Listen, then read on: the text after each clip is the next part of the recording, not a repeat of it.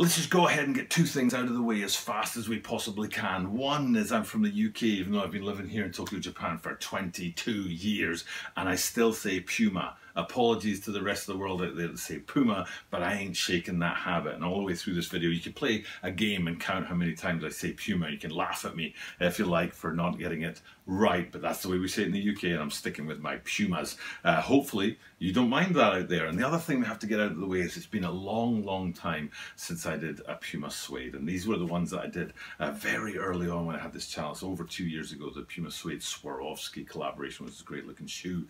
But there's history there, and I've talked a lot, long and hard at the channel about where Puma fits into my life and my world, and my history as a lover of sneakers, and they are one of the very first brands that I really got into, and I do like the very simple Pumas, and these guys fit into that as far as I'm concerned. This collaboration today with KidSuper Studios, they have got enough simplicity about them for me to actually like them, because some of the Puma stuff out there these days is just a little bit too chunky, just a little bit too oversized for my liking, a bit too over designed, whereas when they strip it back to the simple looking Pumas with a simple looking design, I'm very much interested in. These guys, they just sort of they tread that line very carefully between the collaboration with an art studio, with design people, fashion, obviously want to kind of push the boundaries out there, but still keeping it within that sort of standard wheelhouse. And I'm going to take you through that line, show you the bits on the shoe that are unique and beautiful and artistic to do with the KidSuper Studios,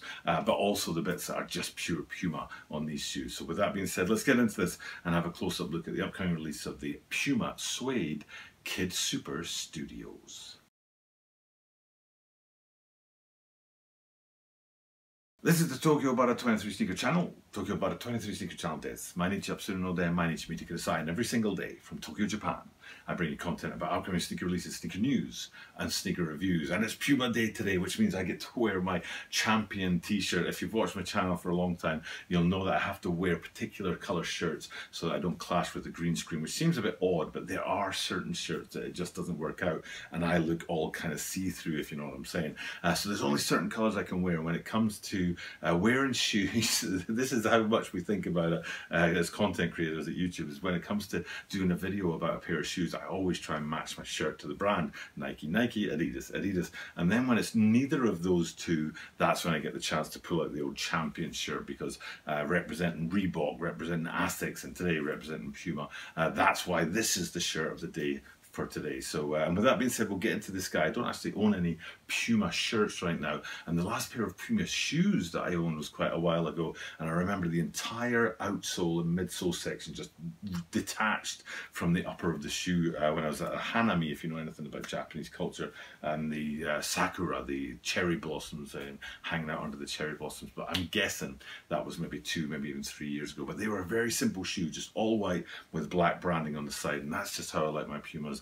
And I think these guys fall into that category, even though there's a lot going on with them. So with that being said, let's get into it and have a look at the details on the shoe, and hopefully I can explain and do justice to the KidSuper Studios out there. And I did watch a KidSuper Studios video in preparation for me making this video, and I was kind of impressed with the way things are over there. I think they're a really interesting sort of collaboration and collective, and do a lot of really interesting things. And that part of that video that I was watching actually went back in their history and talked about how the founder's mother actually used to be a street vendor in New York City, and it kind of built out of that. So it's a really authentic story and a really great sort of collaboration that's well worth getting into and finding out more about these KidSuper Studios guys, because they really have a story to tell, and they have an incredible collaboration to tell us about as well, and that's this Puma sneaker, this Puma Suede, which is one of my favourite shoes of all time. So we're going to get into that right now and have a look at the different parts on it, and hopefully I'll give you guys an idea of why this is definitely one of the most interesting shoes of the season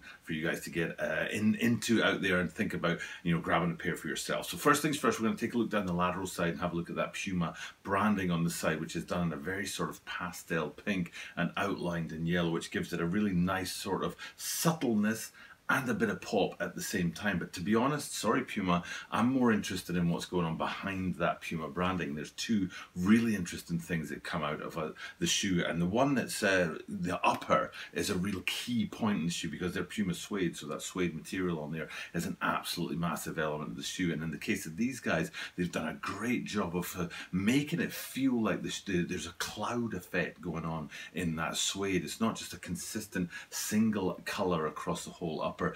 Because of the suede and the way it has a different sort of flow to it, you get a kind of textured feel on that, which is totally elevating the shoe above a normal Puma suede shoe out there. But on top of that, you've also got these two little brackets on the side of the shoe that sort of come out, and they're almost like lace loops, or they're like belt loops on your jeans, and you can see the actual Puma branding is running through the back, one of the two of those loops that come out of the side of the shoe. But then on the forward end of the shoe, you've got that loop there as well, which isn't actually connected to the branding, but two really neat little details. So as a whole, that lateral side with the grey suede upper, with the swoosh in two tones on there, I shouldn't say swoosh, but with the Puma branding in two tones on there, and then with the two sort of loops that come out of it, it's a real like balance. That's what I was saying earlier on in the video, there's a balance between the Puma side of things and the fashion side of things. And then we get an interesting look at the flip side. If we go around to the medial side and see what's going on there, you can see it's kind of a different structure, a bit less busy, but it does have a real cool head of branding right in the middle where it says that this is the KidSuper Studios work shoe number 3. I think I'm right in saying is what's written on the medial side. So again, a nice little subtle touch. Doesn't overpower the shoe, not too much in the fashion side of things to overpower the sneaker side of things. So great little touch to finish off the medial side there and go into complement the lateral side of the shoe. And then I guess holding those two things together is the back end of the shoe where the two meet in the heel. Big yellow heel on the back of these guys, but there's something about the way that yellow sort of spans the whole vertical side of the heel section. Then right at the bottom of it, you've got that Puma branding in the rectangle embedded in that outsole coming up onto the midsole there, and it is a gum outsole, so we might as well go over and have a look at that. Very simple in its design, but still very nice and fits in with the rest of the narrative of the shoe. So that gum sole and the outsole is a real big point on these guys. But then the major points of branding, I think, and maybe even the major hit of design, comes on the higher end of the shoe. So we've got a loop down from above, and we're looking at 3 different things at once. You're looking at the insoles, you're looking at the laces, and you're looking at the tongue. So we'll start with the insoles first and look at the branding that's going on in there, because you've got a great balance between the KidSuper branding and also with the Puma branding. But then you drag that forward and get into the tongues there, and you see that the Puma branding now has a bit of colour in it. I went for magenta, but I might be wrong in my colours. I'm not great at picking specific colours out. General colours,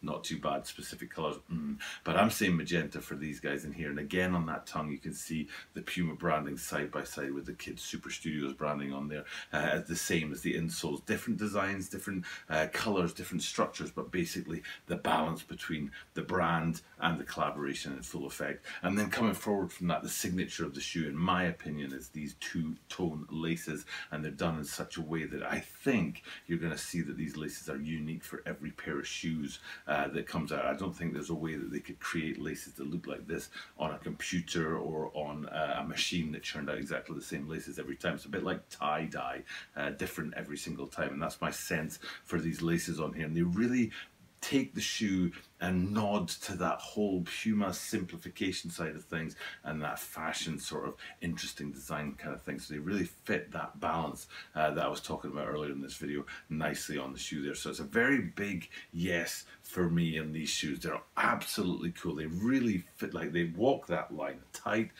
very narrow line to walk between being fashionable and sort of out there and experimental, but then being standard and simple. And they really pull those two together on the shoe. So it's a very big yes for me. I think these guys could very well be one of those sneaky sneakers that a lot of people are interested in, find out after the fact, like, ooh, you know, I wish I'd known about those guys, because I think they're actually going to be one of those sneakers that people are talking about for many years to come. So a very big yes, and a congratulations to you guys over at KidSuper Studios. I think you've done a great collaboration. And I was also checking out the Puma website to see what they had for KidSuper, and it's not just these guys. There's a whole line, not just sneakers as well, but there's also fashion, clothing, apparel, that kind of stuff, and not just this season, previous seasons as well. So there's a big sort of history of a tie-up between these guys and Puma, and it's all class stuff. It's all very, very quality, of course. You'd expect that from Puma. You'd expect that from a fashion house. I don't know if we can call it a fashion house,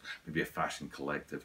So you'd expect that. You'd expect the quality to be there. But like I say, it's just there's enough of it for sneakers and sneaker lovers out there to love the shoe, but there's also enough for people fashionable streetwear to love the shoe as well. So that's why I think it's going to sit real nice between those two worlds. So a very big yes from me. Very well done to Puma and KidSuper Studios. I think this is one of the hidden sleepers of the season, fingers crossed. And it's coming out on May, I think the 29th, if I remember rightly. And it's a bit of a delayed drop. The drop dates had been there, I think, earlier May and maybe even late April. But I actually checked it out on Puma themselves, and they're saying that it's going to be coming on May. I think it was 29th, I'm right in saying. So keep your eye out for that one. It could be one of those sleepers as well, worth getting into. For now, though, it's time for me to wrap this video up and just thank you guys for checking out the content. You know, I do truly, truly appreciate it. And then I get to say the thing that I get to say every single day at the end of the video, which is that I do this every single day. And because of that, that means that you are guaranteed to see me tomorrow.